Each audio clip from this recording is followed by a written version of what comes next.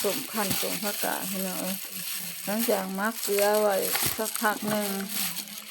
ให้ผักกาดให้ต้นผักกาดหยอบลงแล้วก็เอาข้าวใส่พอประมาณพี่น้องข้าวซุกใส่พอประมาณข้าวซุกใส่แล้วเอากระเทียมใส่ประมาณ2 กีบ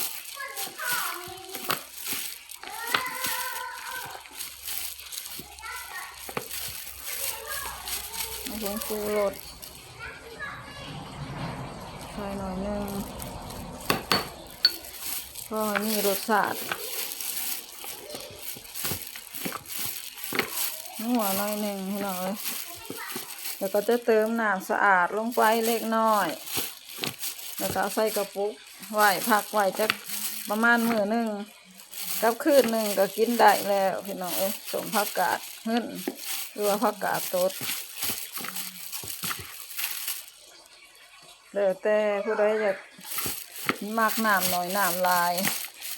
ก็เติมเอาตามต้องการพี่น้องการทำสมผักกาด